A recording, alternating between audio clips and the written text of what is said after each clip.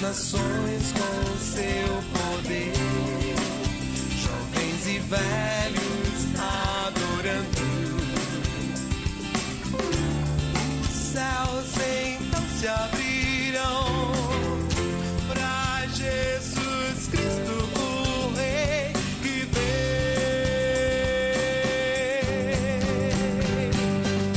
Abra o coração.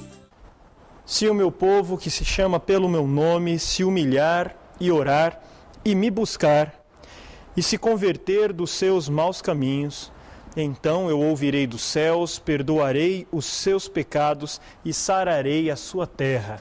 Segundo livro das Crônicas, capítulo 7, versículo 14. Está entrando mais uma vez no ar o programa O Caminho da Vida. E é com muita alegria que nós pedimos a liberdade de entrar na sua casa para levar a palavra do Senhor até você. Nós, dessa vez, iremos ouvir a mensagem do Senhor através do pastor reverendo Paulo de Tarso, da Igreja Presbiteriana de Paysandu, que irá trazer uma mensagem de Deus ao nosso coração. E logo depois da mensagem, como é de costume, teremos um debate, uma conversa aqui acerca dessa mensagem, do que ela nos fala e como nós podemos traduzi-la em ações práticas para a nossa vida. Mas antes de passarmos para a mensagem, eu quero mandar um abraço para todos aqueles que nos assistem e que nos param na rua, que conversam conosco e dizem: pastor, estamos assistindo ao seu programa, estamos vendo o Senhor no programa, isso é muito bom. Quero especialmente mandar um abraço para toda a turma da Copel, meus colegas de outras épocas aí, na época que eu trabalhava lá, todos os copelianos aí do Paraná inteiro. Muito obrigado, porque sabemos que temos muitos copelianos assistindo aqui ao nosso programa. Um abraço então a todos vocês. Quero dizer para você que está nos assistindo que, se você quiser ouvir uma palavra amiga para todas as horas da vida, você pode ligar, você que é daqui da região de Maringá, região do código de área 44, você pode ligar para o 3025 3333, que é o nosso Disque Paz, e você vai ouvir uma mensagem que está gravada e que vai abençoar o seu dia. Não tem custo algum, além do custo da ligação normal. Não tem nenhum tipo de lucro com esse serviço que a igreja disponibiliza para você. 3025 3333 é o telefone do nosso Disque Paz. Queremos também incentivar a você que não participa com regularidade de nenhuma igreja, que você não está vinculado a nenhuma igreja.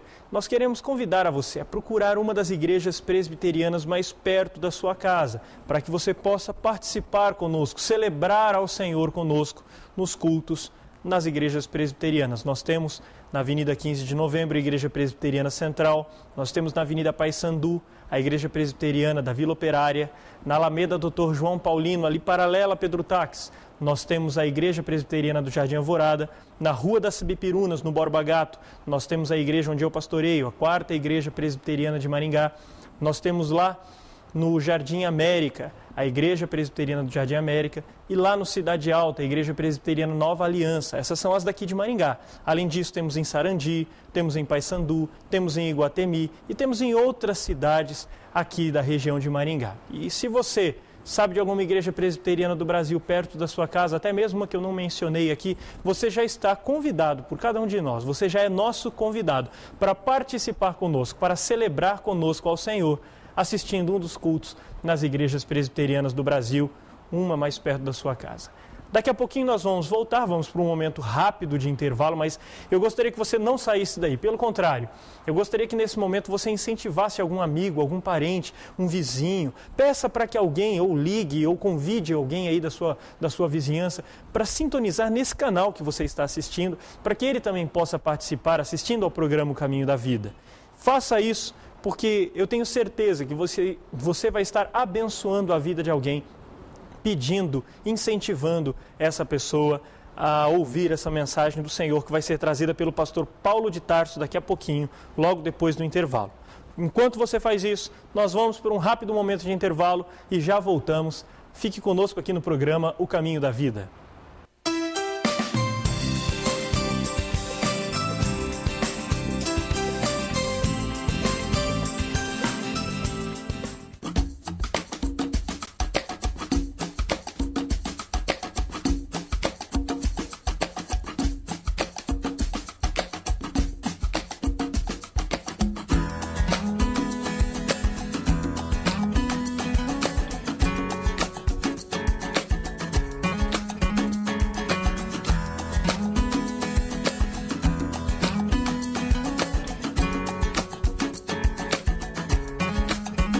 Ceras Babinete, cera odontológica laboratorial, manufatura e comércio de ceras para moldes dentários. Desde 1954, fabricando cera para esculpir próteses dentárias, fixas ou removíveis. Trabalho exclusivamente laboratorial. Procure nos distribuidores de produtos odontológicos. Anvisa/MS Resolução RDC 260/2002. Ceras Babinete, qualidade desde 1954.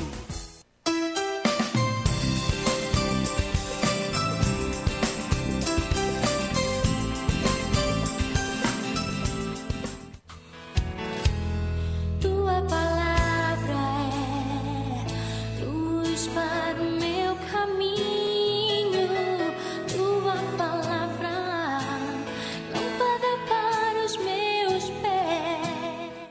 Olá, eu gostaria realmente de expressar aqui o meu desejo sincero a você que nos assiste, que essa palavra ministrada hoje possa realmente falar ao seu coração, ao nosso coração. E para isso, eu gostaria de convidar você a me acompanhar na leitura de um texto muito precioso no Evangelho de Lucas, no capítulo 15, dos versículos 11 ao versículo 31. Vai ser projetado aí na sua tela, para que você possa nos acompanhar. Continuou: certo homem tinha 2 filhos. O mais moço deles disse ao pai: Pai, dá-me a parte dos bens que me cabe. E ele lhes repartiu os haveres. Passados não muitos dias, o filho mais moço, ajuntando tudo o que era seu, partiu para uma terra distante e lá dissipou todos os seus bens, vivendo dissolutamente. Depois de ter consumido tudo, sobreveio àquele país uma grande fome e ele começou a passar necessidade. Então, ele foi e se agregou a um dos cidadãos daquela terra, e este o mandou para os seus campos a guardar porcos. Ali desejava ele fartar-se das alfarrobas que os porcos comiam, mas ninguém lhe dava nada. Então, caindo em si, disse: Quantos trabalhadores de meu pai têm pão com fartura, e eu aqui morro de fome? Levantar-me-ei e irei ter com o meu pai, e lhe direi: Pai, pequei contra o céu e diante de ti, já não sou digno de ser chamado teu filho. Trata-me como um dos teus trabalhadores. E levantando-se, foi para o seu pai. Vinha ele ainda longe quando seu pai o avistou, e compadecido dele, correndo, o abraçou e beijou. E o filho lhe disse: Pai, pequei contra o céu e diante de ti, já não sou digno de ser chamado teu filho. O pai, porém, disse aos seus servos: Trazei depressa a melhor roupa, vestiu, ponde-lhe um anel no dedo e sandálias nos pés. Trazei também, matai o novilho cevado. Comamos e regozijemo-nos, porque este meu filho estava morto e reviveu, estava perdido e foi achado. E começaram a regozijar-se. Ora, o filho mais velho estivera no campo, e quando voltava, ao aproximar-se da casa, ouviu a música e as danças. Chamou um dos criados e perguntou-lhe que era aquilo. E ele informou: Veio teu irmão e teu pai mandou matar um novilho cevado, porque o recuperou com saúde. Ele se indignou e não queria entrar. Saindo, porém, o pai procurava conciliá-lo, mas ele respondeu ao seu pai: Há tantos anos que te sirvo, sem jamais transgredir uma ordem tua, e nunca me deste um cabrito sequer para alegrar-me com os meus amigos. Vindo, porém, esse teu filho, que desperdiçou os teus bens com meretrizes, tu mandaste matar para ele um novilho cevado. Então lhe respondeu o pai: Meu filho, tu sempre estás comigo. Tudo o que é meu é teu. Minha querida e meu querido telespectador, a mensagem de hoje está baseada num pequeno livreto que li há um certo tempo, num ensaio sobre o perdão. O título deste livro é justamente esse: Quando o Perdão Parece Impossível, de Tim Jackson. Por isso, o título da mensagem hoje é As Evidências do Verdadeiro Perdão. Uma das belas perspectivas do perdão, podemos dizer que nos é dada na história conhecida e relatada por Jesus, na parábola do filho pródigo que acabamos de ler. Essa parábola nos revela algumas evidências muito significativas e importantes sobre o perdão de Deus, ilustrada pelo Pai, como principal personagem desta parábola relatada por Jesus.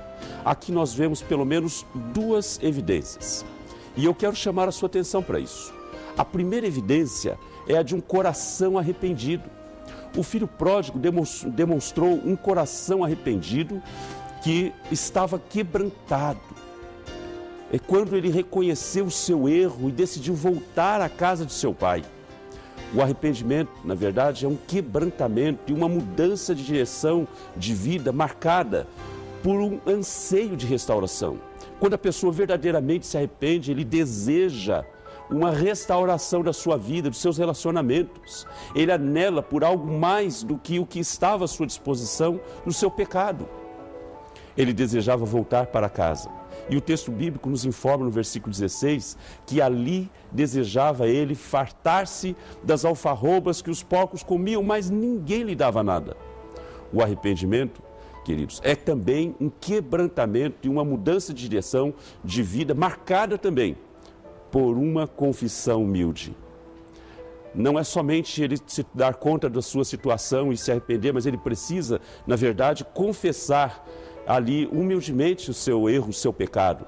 E ele reconheceu prontamente a sua violação ao amor, primeiramente para com Deus e então para com os outros. No texto que nós lemos, o filho da parábola diz: levantar-me-ei e irei ter com o meu pai, e lhe direi: pai, eu pequei contra o céu, e diante de ti já não sou digno de ser chamado teu filho. Trata-me como um dos teus trabalhadores.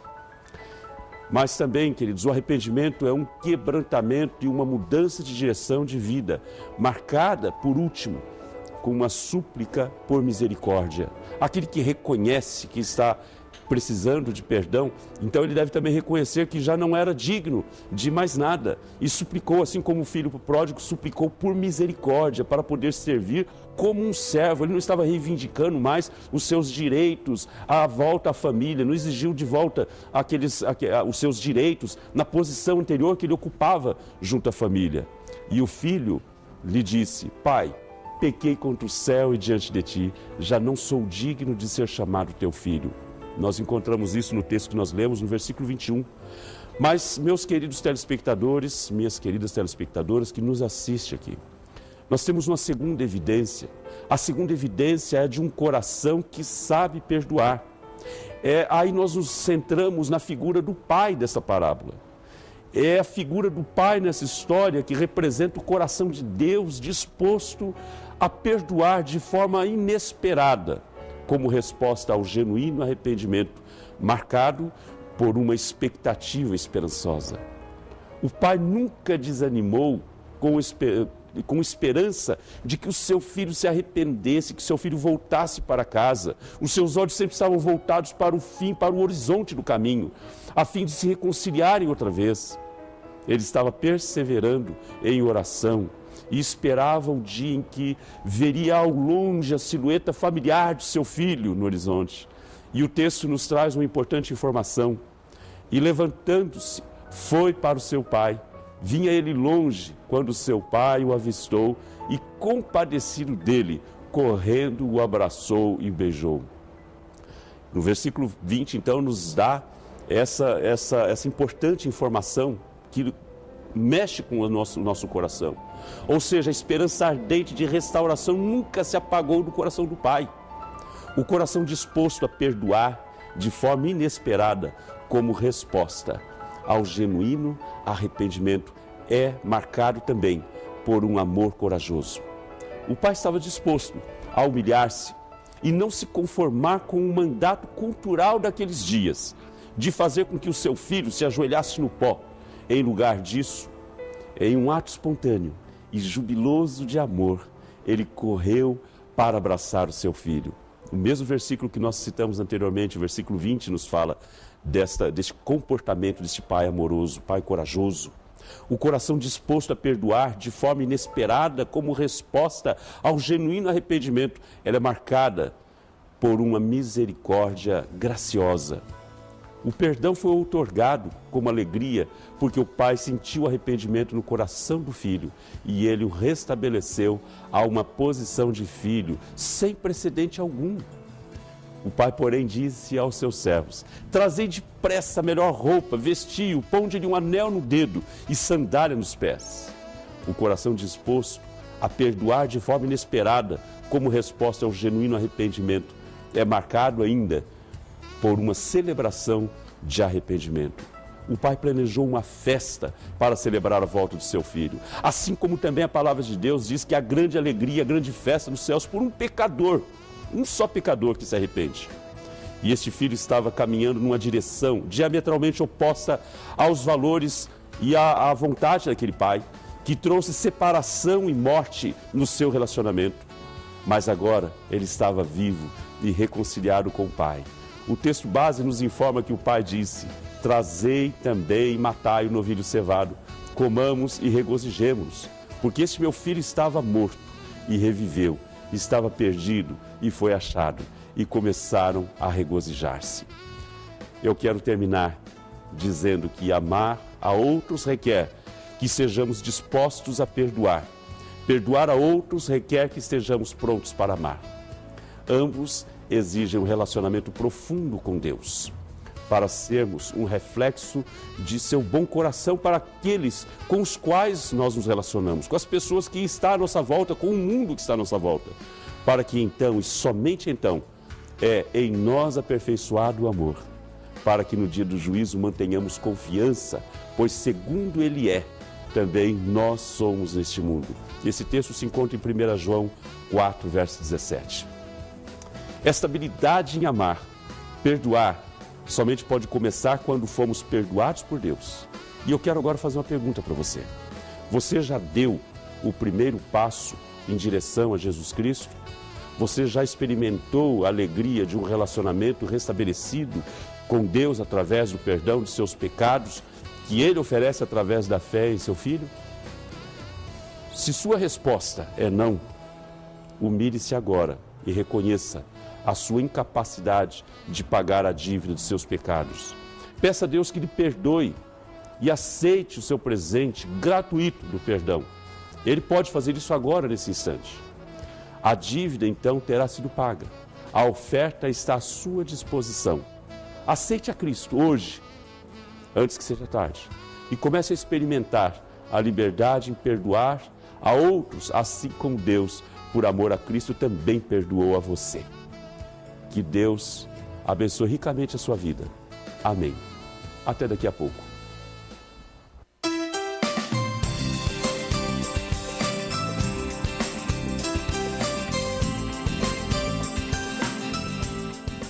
Possibilidades. Sofisticação. Elegância. Qualidade. Requinte. Quem cria com persianas requinte, cria um novo, o inusitado, o desejado. Persianas Requinte, abrindo possibilidades para sua imaginação. Gráfica Maranata, especializada em convites para casamentos, formaturas, aniversários e bodas. Utilizamos papéis nacionais e importados de alta tecnologia, relevo americano, hot stamp, monograma em relevo seco e muito mais. Criatividade e fino acabamento nos convites, utilizando pingentes, pétalas, fitas e laços. Não faça convite sem antes consultar a Maranata. Impressão em offset e impressos em geral. Gráfica Maranata, qualidade e requinte para uma data inesquecível. Quebra-gelos, atividades e dinâmicas especiais, diversão em atividades envolventes, motivação para pequenos grupos, aplicação prática, para ser usado em grandes e pequenos espaços. Quebra-gelos, atividades e dinâmicas especiais. Jogos e passatempos bíblicos. Atividades sem complicações, associação de personagens e palavras, curiosidades e brincadeiras inéditas, aprendizado dinâmico e divertido, sugestões criativas, aplicações práticas, jogos e passatempos bíblicos. Livraria Evangélica de Maringá, Santos Dumont 2692.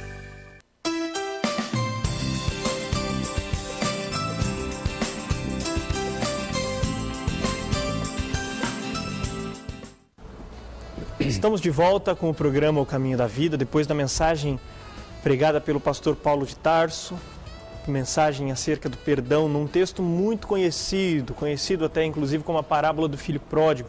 Você já deve ter ouvido outras mensagens, até mesmo aqui no programa O Caminho da Vida, acerca desse texto. Nessa, o pastor Paulo de Tarso enfocou a ideia do perdão, de falar acerca de como se dá o perdão, como que ele vem, quem é que derrama esse perdão sobre as nossas vidas, como se dá o perdão de Deus, como Ele trata conosco através da misericórdia para que possamos receber esse perdão e coisas dessa natureza. E é justamente porque o pastor Paulo abordou esse tema, porque o pastor Paulo falou sobre isso, que nós vamos começar esse bloco de perguntas, esse primeiro bloco de perguntas, fazendo a primeira pergunta para ele. Pastor Paulo, o senhor falou na mensagem acerca do filho mais novo, e a mensagem também apresentava o filho mais velho. O texto apresentava 2 filhos, um que queria o perdão do pai, porque ele havia gasto os bens do pai, e um outro que estava muito rancoroso com essa situação. E aí surge uma pergunta: se de repente o segundo filho, que também errou, chegasse ao pai e pedisse perdão, será que o pai daria esse perdão? Ou melhor, agora vamos até ampliar a nossa pergunta aqui: quem é que tem direito e quem é que não tem direito de pedir perdão a Deus, ou ao pai, ou a outra pessoa? Quem é que tem direito e quem não tem direito de pedir perdão? A pergunta é bem pertinente mesmo para a gente refletir e pensar bastante sobre isso. Eu queria só destacar um fato importante, que o pai dessa parábola, ele representa a pessoa de Deus, né? Ou seja, Jesus conta essa parábola para aplicar essa realidade para o perdão que Deus oferece aos seus filhos. Aquele que um coração está compungido, está contrito, está realmente arrependido, e é o outro que está ali bem resistente a tudo isso, porque não quer celebrar e porque está se sentindo em relação ao outro em prejuízo, né? Mas uma coisa que é muito importante a gente destacar, que a gente às vezes tende a pensar que o perdão de Deus é incondicional. Muitas vezes pensamos assim, mas a Bíblia diz que não. A Bíblia mostra que o perdão de Deus não é incondicional. Deus perdoa assim, de forma irresponsável, ele tem uma condição, né? Aliás, o texto que você leu na abertura foi muito importante, de 2 Crônicas. Se o meu povo. Uma condição. Se o meu povo, que se chama primeiro, se humilhar. Então a condição é essa: se humilhar, orar e me buscar e se arrepender dos seus maus caminhos. Então, todos os que têm acesso direto a esse perdão de Deus é aqueles cujo coração verdadeiramente se arrependeram. Então a gente pode dizer que o amor de Deus é incondicional, mas que o perdão dele... Isso, o amor de Deus é incondicional, mas o perdão dele não. O perdão dele está vinculado ao arrependimento. A uma atitude, a uma confrontação da minha vida, das minhas atitudes. Foi o que aconteceu inclusive com o filho da parábola ali, né? Ele, num dado momento, ele se deu conta da situação deplorável que ele estava vivendo e, caindo em si, faz essa avaliação e fala: não, eu preciso agora corrigir o erro que eu cometi, né? A disposição de voltar, né? Seria, no caso, aí um aspecto volitivo, ou seja, mudança da vontade. Teve a mudança das emoções e teve a mudança também das atitudes. Uma das coisas que a gente percebe aqui nessa parábola, quando a gente dá uma olhada nela, é que o filho mais velho chega em um determinado momento e ele expressa o seu rancor junto ao pai. O filho, no versículo 28, dele não queria entrar e o pai sai e vai procurá-lo para conversar, para conciliar, exatamente, para fazer essa reconciliação da família como um todo. E no versículo 29 a gente percebe que a birra, a bronca, a chateação dele é o fato dele ter andado na linha o tempo todo e nunca ter recebido nada do pai. Queria uma compensação de alguma forma, né? Ali. Então o que podemos dizer talvez até é que o desejo, o coração do filho mais velho tinha o mesmo sentimento do coração do filho mais novo. Ambos queriam a sua parte na herança do pai, só que o filho mais corajoso para dizer que queria isso. O filho mais novo teve a coragem de falar: pai, eu quero a minha parte. E o filho mais velho ficou quietinho esperando o pai morrer, mas no coração dele ele até que talvez, quem sabe, desejasse essa morte do pai. Olhando dessa forma, a gente pode até perceber que os 2 corações eram igualmente necessitados de arrependimento. Os 2 corações eram igualmente necessitados de se achegar ao pai pedindo perdão. Mas a gente vê que só o filho mais novo faz isso. Então, quando a gente olha para isso, quando eu olho para isso, eu gosto de pensar da seguinte forma: no mundo não existe aqueles que precisam e aqueles que não precisam de perdão. Existe aqueles que acham que precisam e aqueles que acham que não precisam. Porque foi isso que a história mostrou. 2 tipos de pessoas. que aparentemente não precisava de perdão, mas que quando vamos olhar no fundo precisa. E o posicionamento desse segundo filho é estranho, porque ele se coloca na Rancoroso. posição de rancor, uma mágoa profunda guardada ali, mas tipo assim, eu particularmente sou um cara bom, poxa, te serviu o tempo todo. E ele tinha tanto rancor que ele não reconhecia nem o outro irmão dele como sendo irmão. Tanto no versículo 30 ele fala, vindo esse teu filho. Não é o meu irmão, é o teu filho.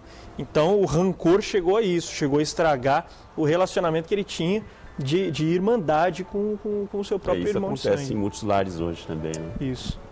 Na verdade, esse filho mais velho, né? O mais velho que ficou em casa. Exatamente. Ele se sentiu injustiçado.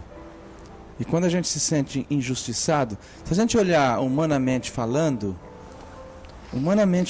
sem a aplicação da parábola, esse filho tinha um pouco de razão, assim, humanamente falando. Porque o outro sai, o outro apronta, o outro gasta tudo, e quando volta, o pai faz uma festa, perdoa. Então, algumas pessoas se acham injustiçadas, mas na verdade não é injustiça da parte do pai. Perdoar um, porque o outro, na verdade, ele estava ali, junto com o pai. Tudo era dele, a hora que ele quisesse, do jeito que ele quisesse. Mas tem gente que não se dá conta disso, né? Então nós, como seres humanos, nós nos achamos injustiçados, muitas vezes também. Nós achamos que o outro não merecia aquilo, que o outro tem um cargo que quem merecia era a gente, que o outro está sendo beneficiado mais do que a gente. Ou seja, nós somos o filho mais velho muitas vezes. Nós somos o filho mais velho muitas vezes. E se nós não tomarmos cuidado, esse sentimento de injustiça, ele vai tomando conta do nosso coração. Quantos crentes que não tem por aí, que estão magoados, ressentidos, né? Porque a vida toda se acharam pessoas injustiçadas. E às vezes até injustiçadas por Deus. Por que o outro tem isso e eu não tenho? Porque o outro é feliz e eu não sou. Por que o outro parece que é feliz? Porque, na verdade, é o mito da grama mais verde, né? Exatamente. Nós achamos sempre que o outro é mais feliz do que a gente. Achamos que a família do outro é melhor do que a da gente. Achamos que os filhos dos outros são mais obedientes. Isso é um mito. Na verdade, o outro, naquela aparência, ele tem tantos problemas como nós temos, né? Com os filhos, com a esposa, com a casa, com finanças. A diferença é que ele não deixa transparecer isso. Então nós temos que tomar muito cuidado, viu, pastor, com esse sentimento de injustiça, que nós estamos sendo injustiçados por Deus, ou injustiçados pelas pessoas, né? E um outro sentimento é o sentimento de justiça própria, né? E aí cai naquela parábola do fariseu e do publicano. Exatamente. O fariseu, o fariseu achava... Em relação ao quê, né? O fariseu dizia, ainda bem que eu sou bom. Eu nunca saí de casa, eu sempre fiz tudo que o pai mandou, eu sou um cara bom, eu faço isso, eu faço aquilo. E na verdade, quem merecia tudo era eu. E o que o pastor Valério está falando é muito importante por uma razão muito simples. Nós todos temos essa tendência, porque eu sou bom, meu critério de justiça é bom, mas em relação ao quê? Qual é o meu ponto de referência? Se você olhar em relação ao outro, você é sempre melhor do que o outro, sempre. Só que na Bíblia, o ponto de referência para nós é a justiça Deus. de Deus, sempre é Deus. Ele fala, eu sou de santos. Exatamente, então porque sem eu relação sou santo. a Ele... Então a referência é Ele. Exatamente, todos nós estamos em pé de igualdade, todos nós estamos... E Paulo diz assim, olha, considerai o outro superior a si mesmo. E a coisa mais difícil que tem é a gente considerar o outro superior. É exatamente isso. A gente sempre acha que a gente é melhor, que a gente faz melhor, que a gente atua melhor e que o outro tempo deixa a desejar. Mas Paulo diz, olha, quando você considerar o outro superior, isso é sinal de humildade, né? Isso, e é isso que eu ia tocar nesse assunto, na humildade. A humildade, então, ela seria, quem sabe, a chave que faz com que eu reconheça que eu estou errado e, consequentemente, talvez o pontapé inicial para que eu chegue até o pedido de perdão e receba esse perdão. Exatamente. Uma coisa interessante é que a Bíblia diz também, que esse filho mais velho não fez.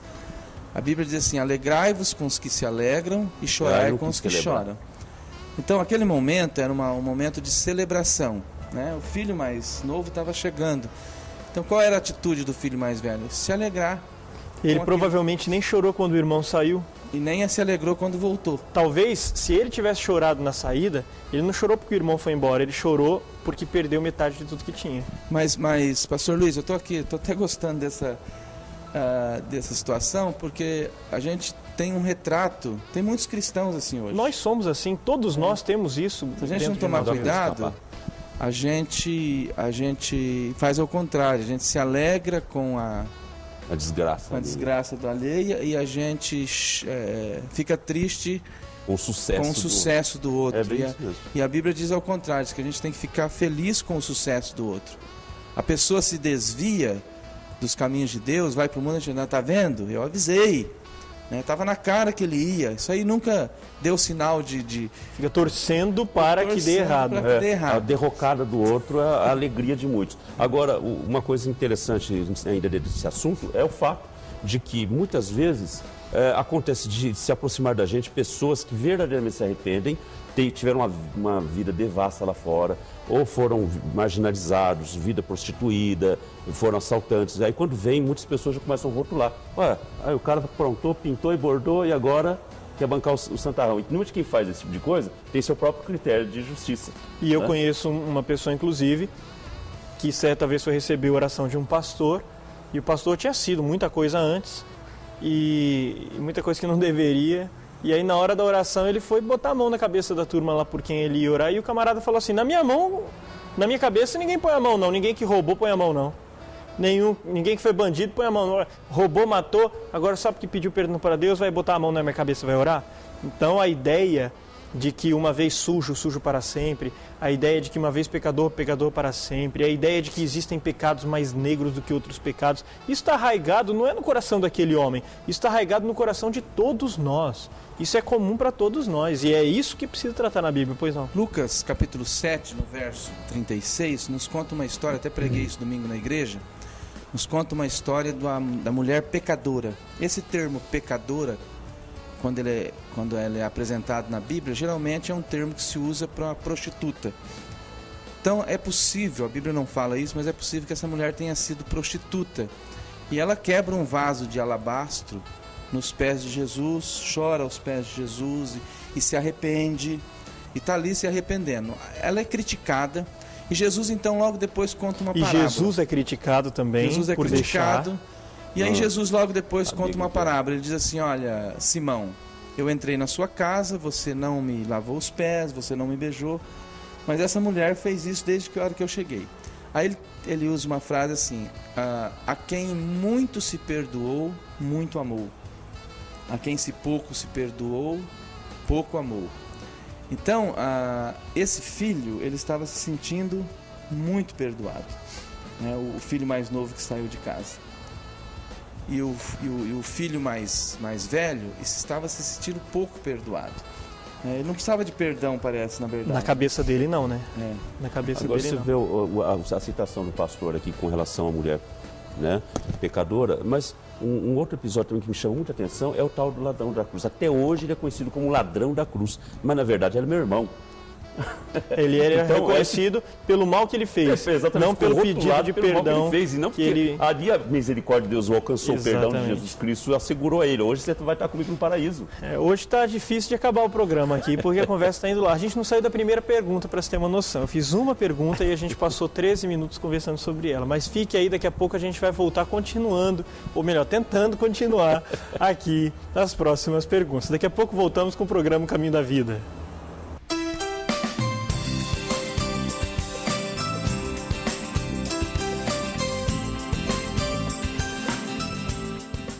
Possibilidades, sofisticação, elegância, qualidade, requinte. Quem cria com persianas requinte, cria um novo, o inusitado, o desejado. Persianas requinte, abrindo possibilidades para a sua imaginação. No Brasil, há muitas igrejas cristãs, mas poucas têm 1,5 século de história. São 150 anos educando, promovendo ações sociais, transformando vidas com a palavra de Deus. Igreja Presbiteriana, 150 anos evangelizando o Brasil. Depósito de telhas Barra Bonita Limitada. Telhas romana, portuguesa, americana, esmaltada, tijolos para churrasqueiras, telhas de vidro e impermeabilizante para telhado. Avenida Brasil, 1515. Tatuagens de A a Z. O que elas significam? O que os psicólogos pensam a respeito? Os policiais? Os significados nos presídios? Antes de fazê-la, você precisa ler Tatuagens de A a Z. Livraria Evangélica de Maringá, Santos Dumont 2692.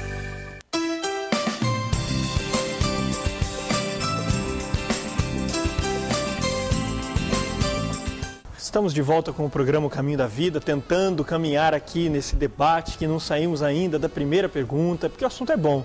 É porque o assunto tem tudo a ver com a nossa vida, com a sua realidade, com a minha realidade. A mensagem quem trouxe foi o pastor Paulo de Tarso, acerca do perdão, falando sobre o filho pródigo, a parábola do filho pródigo. E antes de continuarmos aqui, eu quero mandar um abraço para o Dailton, o senhor Dailton, a Juraci e a sua filha Débora. São membros lá da igreja do pastor Vanderlei, congregação lá do Jardim América.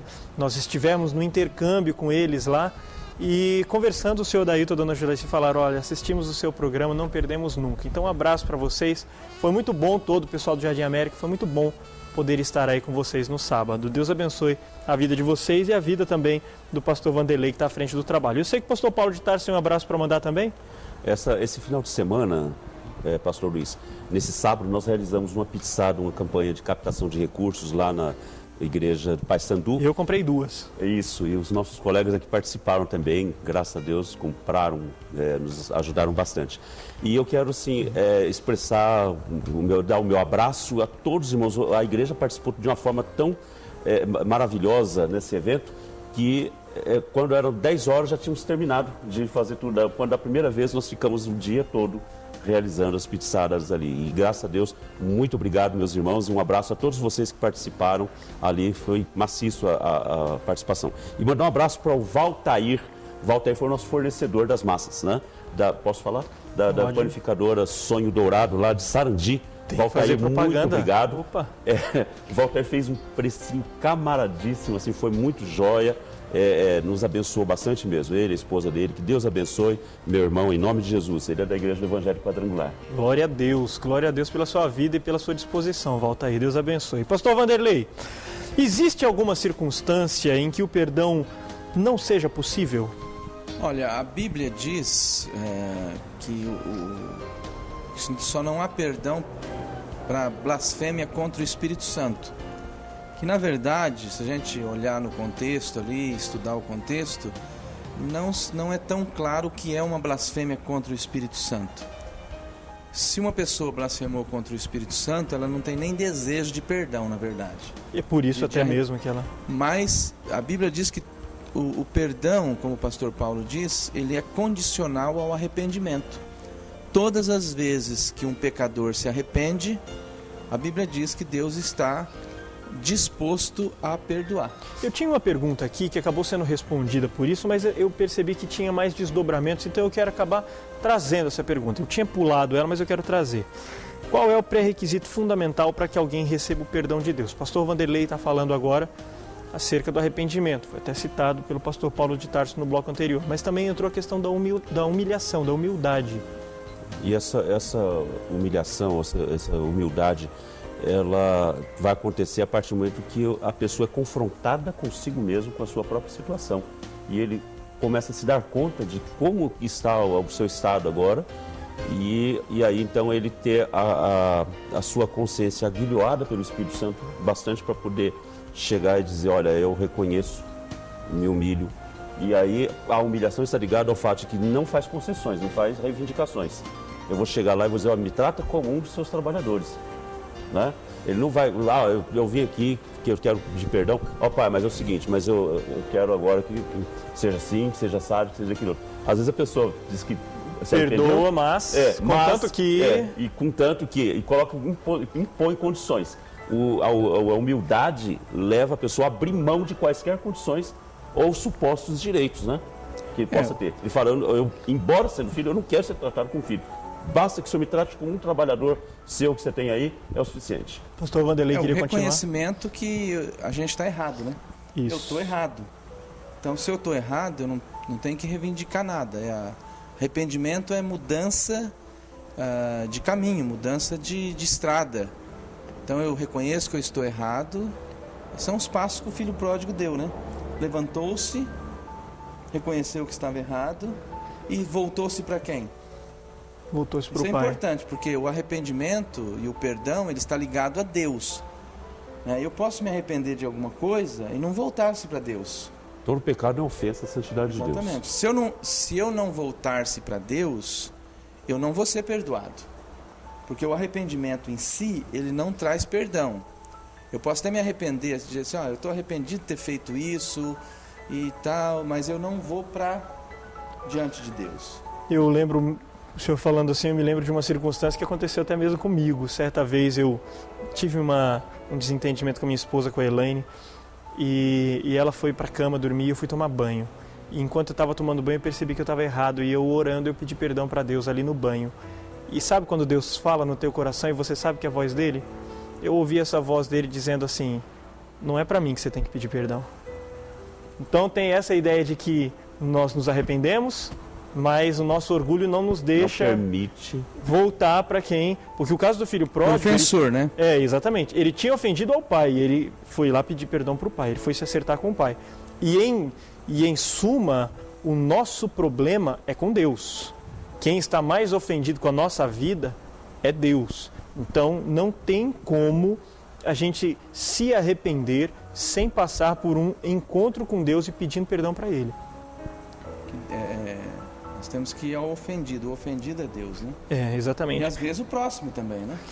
Em muitos casos, como foi no meu caso com a minha esposa, ele me deu uma lição. Tipo assim, não vem só falar comigo. Primeiro você vai lá e conserta com ela. O fato é que a ofensa, o agravo que cometemos, sim, no primeiro momento, ele é uma agressão à santidade de Deus. Sim. Todo pecado é contra Deus. Mas isso não me deixa numa situação de conforto, de dizer, eu já pedi perdão para Deus, quando envolve uma outra pessoa que foi o ofendido, quando eu fui o ofensor. Então, nesse caso, eu tenho que tomar uma atitude, que é o caso o aspecto lá volitivo que eu colocaria do filho pródigo, é que ele toma uma decisão deliberada e uma ação. Eu vou para o Pai e vou dizer. E pastores, o que o arrependimento tem a ver com a misericórdia? Qual que é a relação que existe entre essas duas palavras, entre arrependimento e misericórdia? Tem um texto na Bíblia muito interessante para explicar isso. Eu não me lembro onde está agora. Acho que é em Salmos.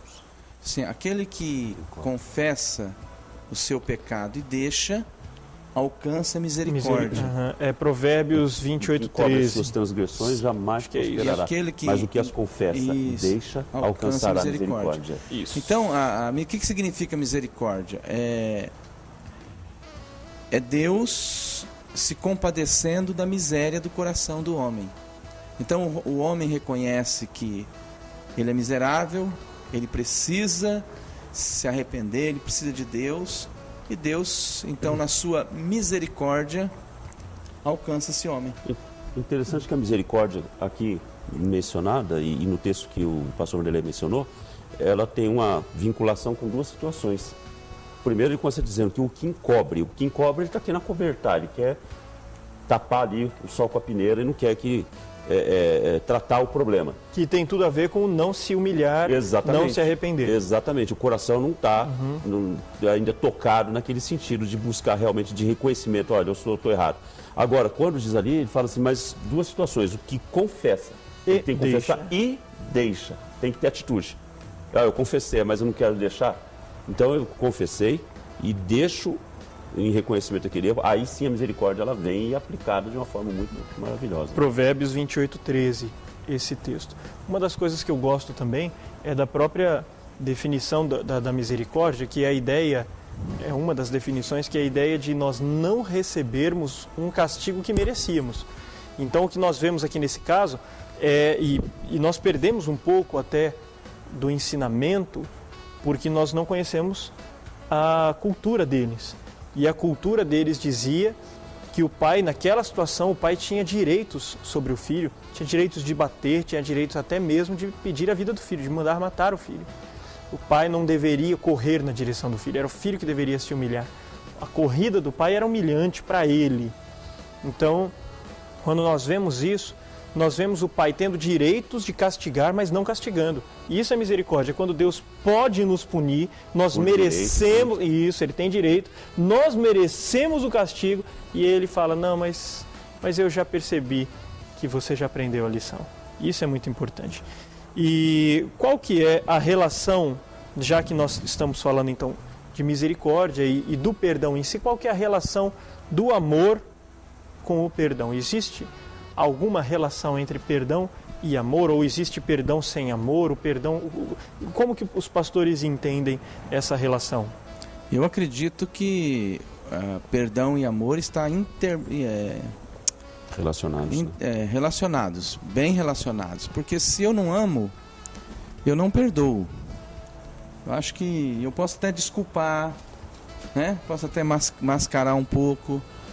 Mas se o Paulo faz alguma coisa contra mim e ele vem me pedir perdão, se eu o amo realmente, eu vou perdoar. E perdoar mesmo. Assim Deus faz conosco. Por que Deus nos perdoa? Porque Deus nos ama. Por que Deus perdoa esse moço? Por que o pai perdoa esse moço? Porque ele amava. E a Bíblia diz que ele esperava esse moço voltar. Na verdade, ele esperava essa atitude dele. E Deus espera essa atitude da gente. Eu tenho a impressão que todos os dias esse pai levantava e olhava no horizonte ali, ó, na expectativa. E uma outra coisa interessante nesse texto é que o pai, ele não impediu o filho fazer isso, ele deixou o filho fazer. Por que será que o pai deixou o filho fazer isso? Ir embora, levar as coisas. Ele poderia dizer, não, eu não vou te dar a parte dos bens. Mas na verdade ele queria ensinar para o filho também algumas lições importantes, né? Que a vida não é só não são apenas os bens, que tem que tomar cuidado com os amigos. Tem que tomar cuidado com os amigos. O amor do pai, ele realmente não conhecia esse amor profundo do pai. Eu acredito que na volta dele, ele conheceu muito mais profundamente o amor do pai de quando ele morava na casa do pai. Que aí ele experimentou o perdão.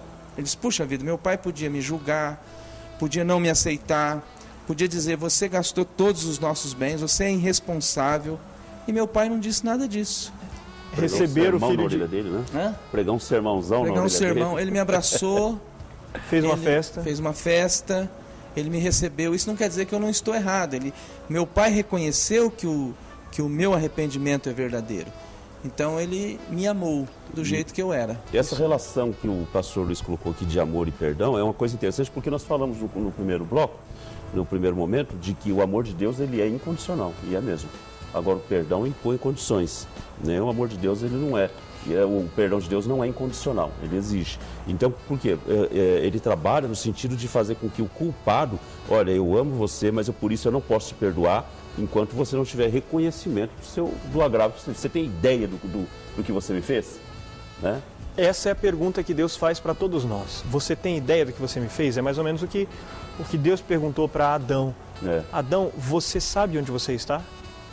Onde é que você está? Essa é a pergunta que Deus faz para a gente. Você tem ideia? Você sabe o que você fez? Você sabe a que condição você chegou? Você tem ideia do que você me fez?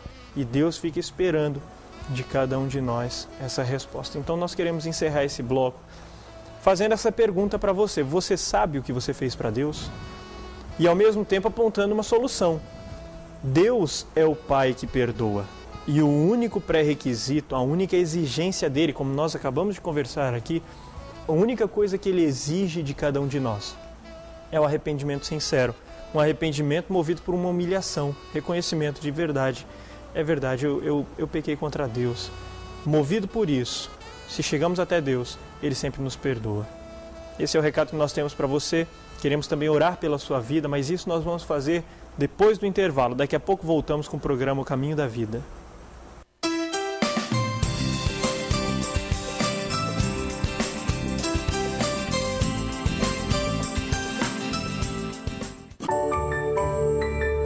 No Brasil, há muitas igrejas cristãs, mas poucas têm 1,5 século de história. São 150 anos educando, promovendo ações sociais, transformando vidas com a palavra de Deus. Igreja Presbiteriana.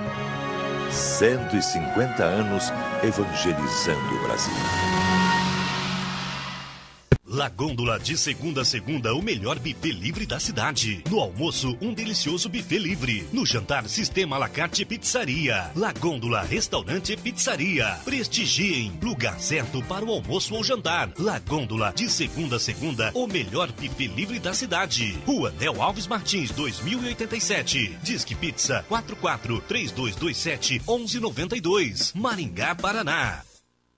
Ceras Babinete, cera odontológica laboratorial, manufatura e comércio de ceras para moldes dentários. Desde 1954, fabricando cera para esculpir próteses dentárias, fixas ou removíveis. Trabalho exclusivamente laboratorial. Procure nos distribuidores de produtos odontológicos. Anvisa/MS Resolução RDC 260/2002. Ceras Babinete, qualidade desde 1954.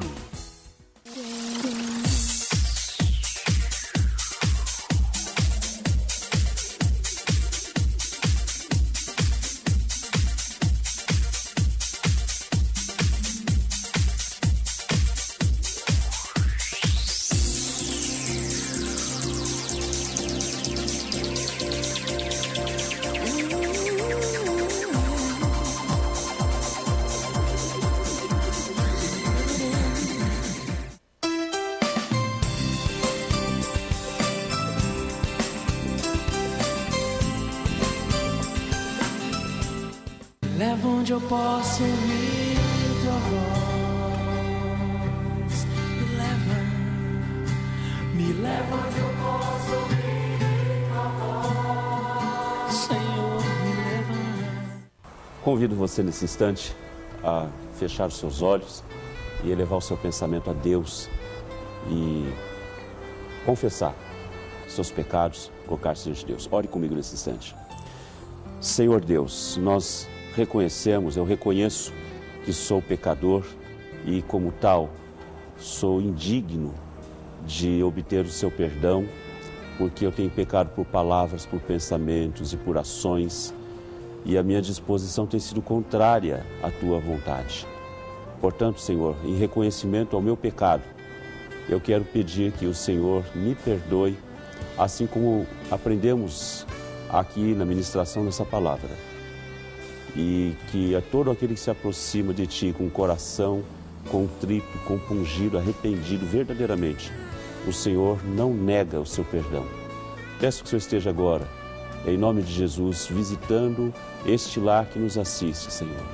E que o Senhor confirme esse pedido de perdão, ministrando a Tua misericórdia, a Tua graça. Abençoe cada lar, em nome de Jesus. Amém.